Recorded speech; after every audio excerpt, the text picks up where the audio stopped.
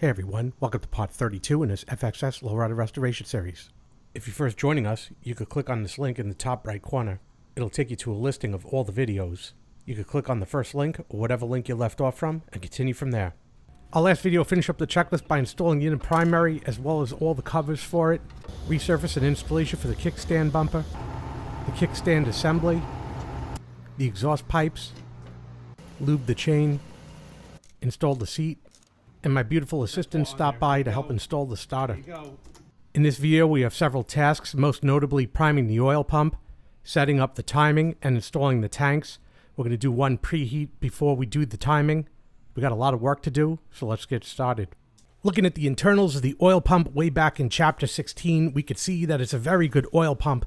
It's a terrible air pump. If we don't prime this pump properly, it's not going to pump oil. It's not going to work at all. We're going to end up starving the engine for oil and destroying this brand new engine that was just built. Many people have attempted to just keep running this engine in the hopes that eventually oil is going to start flowing. And maybe after 2 or 3 minutes, the engine running at will until it seizes up. It's not the way to do it. We're going to do a priming procedure. We're going to do it step by step, really slowly, because it's really important before we continue on with anything else. Break out my all-purpose AMF tool. We're going to hold up the seat here for a minute. What I want to do is remove the return hose. Enjoy the autofocus as I remove this clip.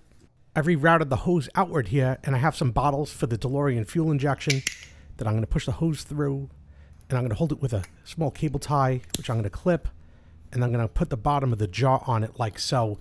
Leave it here to hang. You may skip this step at your own peril. This will be very important later.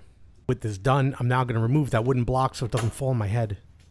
Every couple of weeks I blast a shot of this in the top end. Since the project's been taking so long, stop it from rusting in this environment. There's no time like now to do something like that. Do a very unscientific measuring of before and after oil levels. So here we go. 2 1/4, I guess. And if you're thinking, yeah, I could have done all this before assembly, it's not really that big of a deal. I'm taking apart stuff I've already assembled. So it kept those areas closed and stopped contamination. I'm going to be removing all the stuff off the oil pump. I'm starting with the pressure gauge. You can see that removal order is more about access. I got to remove the gauge to get to this screw. This one containing the spring and the plunger. Now I'll remove the mount for the gauge, which is in essence the cover for the filter. The mesh filter screen for the tappets. The clamp for this hose will be loosened now. And with that hose moved out of the way, the cover for the check valve will now be removed. Leaving the tappet screen in, I removed all the other components from the oil pump. With my hand, I pushed down the kicker twice and walked away for about half an hour. Leaving gravity to do its work, I pushed down on the kicker to see if the oil's made its way down, and sure enough, it has. This is good. Wait another half an hour, check the plunger again. I see it flowing in there. So now I'm just closing the plunger port only. I stress that all the other ports are remaining open. All the pieces of the plunger have been re-cleaned and placed back in the correct order. And I'm tightening down the screw, but I'm not going to tighten it permanently tight because we don't know if we're done yet. So I'm just giving it a little nudge, that's it. I'm going to wait a little bit and come back. But I do want to pull this tappet screen out for inspection purposes. So I'll take my magnet, take the screen and the spring out of this unit. 2 more hand cranks, and we can see a little bit of oil blowing out this port is a healthy sign. Down at the check valve port, we see priming is good. We'll be able to close this port now. All components are cleaned and drop back in. Confident now I could snug these 2 screws down. We now look at the port for the tappet screen / pressure gauge, and we see oil now filling up in this port. This is good. We could close this up. So I'll drop the screen in along with the spring and close this back up.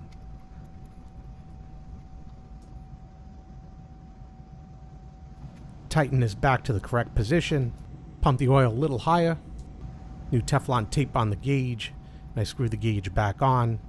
Then I'll use a wrench to bring that gauge into its proper position, and that will close up the oil pump and the gauge assembly. Safe to try the electric starter now. I'm giving myself 3 seconds to show pressure. And we're good. Yeah, we should show even more pressure. We'll try again. And that's substantial. That's good. I put a camera to view the ignition from the other side. Ignition seems to be firing good, showing at 25% speed. Won't miss an opportunity to check the oil pressure light as well. This is also working. I have an oil cooler, so it's quite a big circuit. I expect a lot of time before it comes back from return, but eventually it does. About 5 more seconds. And this is now completely primed. Now we can close everything up.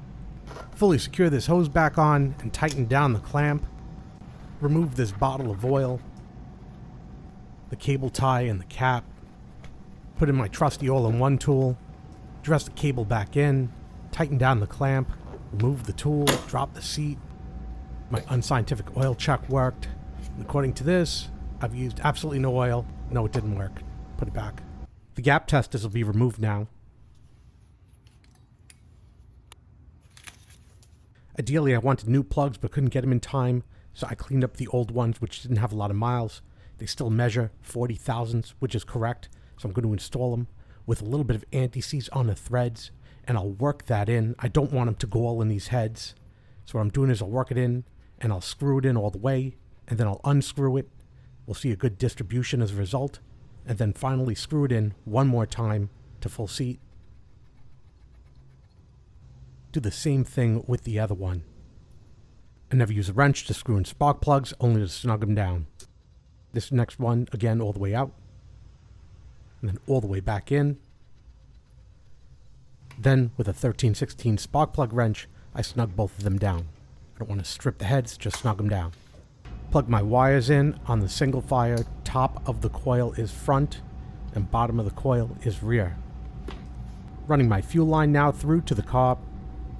Making my connection to the bottom of the Shorty E. I like to use these type of spring hose clamps for fuel. Protective shroud goes around this hose between the heads. Put another clamp on. Followed by my fuel filter and a clamp for that. Coupling hose for the tank, which also receives a clamp. And that goes to my gravity feed fuel bottle, and that is connected up here on a shelf, high above and out of the way. Tomorrow's the big day, but tonight I'm going to pick up some ethanol-free gas. I also went through all the electric wiring and found I had wired the coil upside down, so what I'm going to do is swap the bottom and top wire, should straighten that out. This will be a 1-minute smoke test. Jason's going to come later to do timing. I got a regular camera, an infrared camera set up. So let's put up a shut-up time. I've got the carb set up, 1.5 open. Throttle plate set for factory recommendation. Let's do it.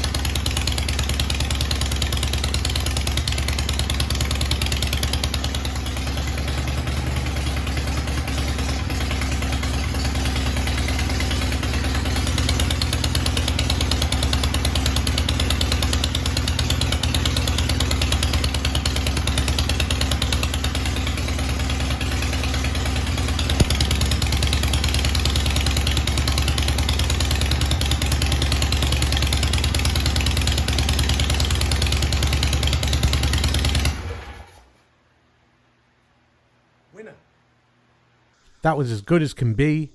We're going to shut down the fan, let this cool down naturally. Then we're going to inspect everything. It's got to come to room temperature before Jason comes by so we could do the timing. While waiting, I worked on the rear tire. The rear tire was really bad. A lot of oil and grease leaked onto it. Looks like brand new now.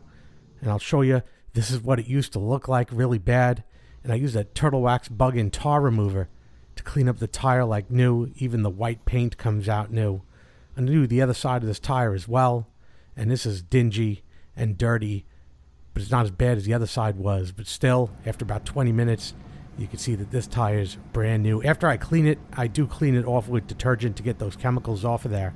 Comes out really nice though. Can't do the front tire because it's locked into place, and I really don't know if it's going to survive being on this lift that long anyway. Come back to do whatever visual inspections I can while the engine is still hot. I can't get that close to it, but I got the FLIR running. As negative as it seems, I'm looking for any reason to call Jason and tell him that we're canceling doing the timing today because I found something wrong. That's really the goal of what I'm doing. Any problem that I could find after running this once. Because when we turn it on, we're only going to have a couple of minutes available to us to set up the timing. Everything's got to be perfect. Once the timing's done, the engine cools down. It's going to be inspected again. The third time this engine turns on and it heats up, I just want to dial in the carb and get it on a track or a road to seat the rings. I don't want to keep idling this engine any more than I have to. Because the only thing that leaks right here is the level for the transmission fluid. Let me put Teflon tape on that. Last time Jason was here at the lift was chapter 22 when we were loading the engine from the bench over into the bike. Sweet. I'm with Jason. We're firing up the engine again. Now we're going to set the timing. So we're going through all the checks and procedures because we have a limited window to do this. He's going to be on the other side with the timing gun. We're going to go through some final checks. We'll get back into it. So I should be able to easily loosen that. Ignition's on. Choke. Ready? Yep.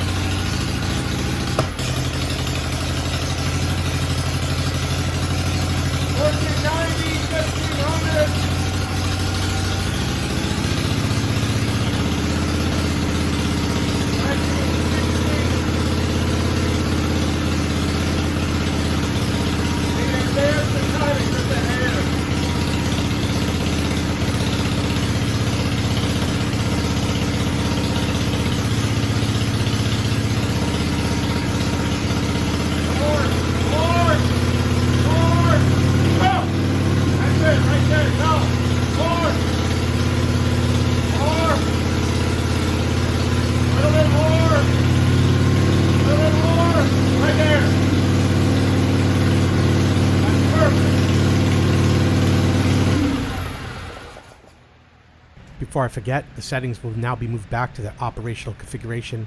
This is going to be 3. This is going to be 6. I've got them recorded in the book, so I didn't forget. And finally, I could put the timing cover back on with the new screws. I promised I would never reuse that old screw, and I kept my word. What I call the timing inspection vent now goes back on as well.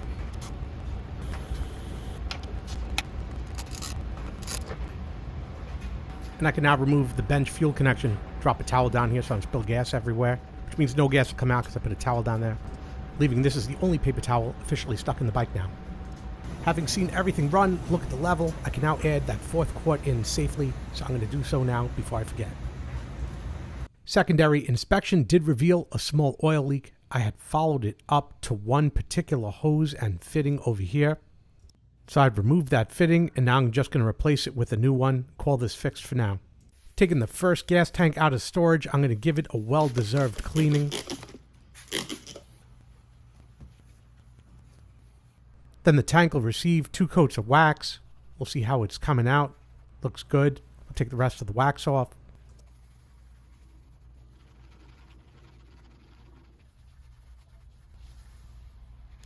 All cleaned up, ready to go. Even cleaned up the cap too. Going to remove the fuel valve for inspection, both of the valve and the bottom of the tank. This one has seen better days. If the inside's not good, we're just going to replace the whole thing.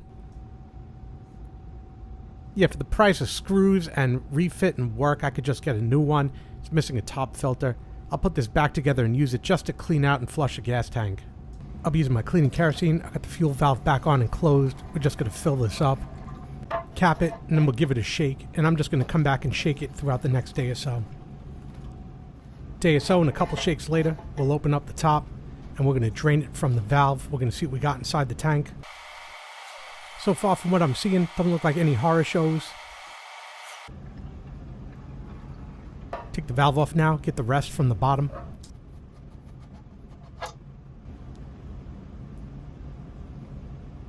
This is good news. No rust, no chunks, just a little bit of debris.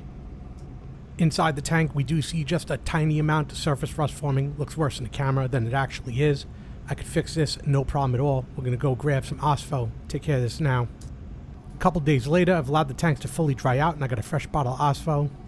I like to use these Pro Plus sprayer bottles because they could set up for a very, very fine mist, like a fuel injector.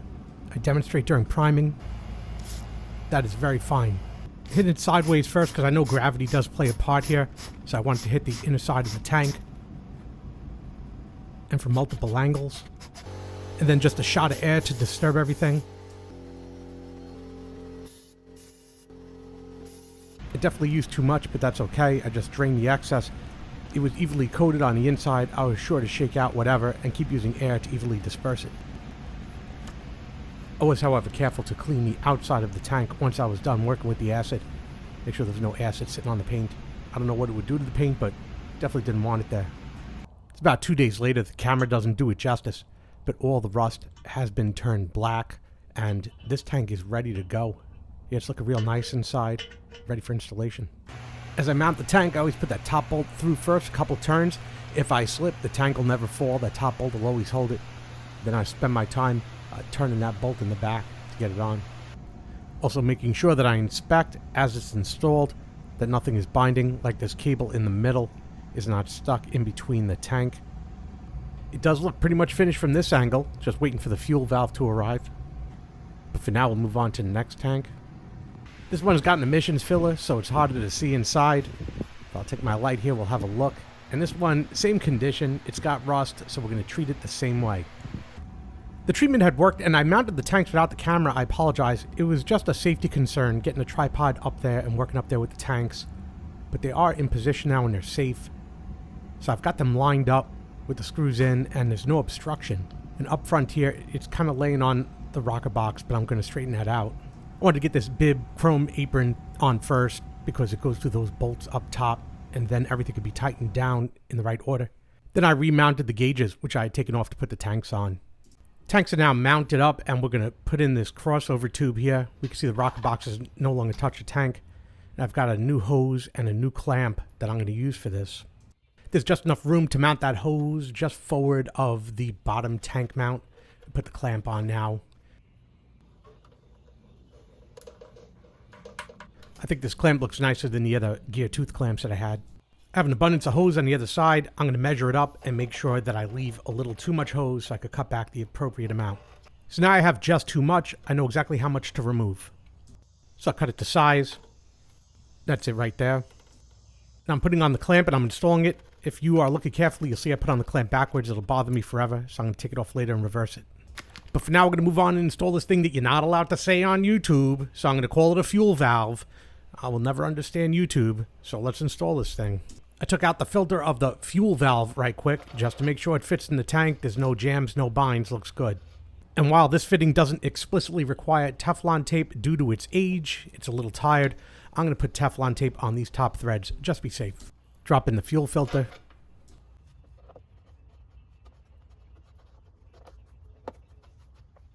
Now the top portion is regular thread direction, and the bottom portion is reverse thread direction, so it's a little interesting to install this piece.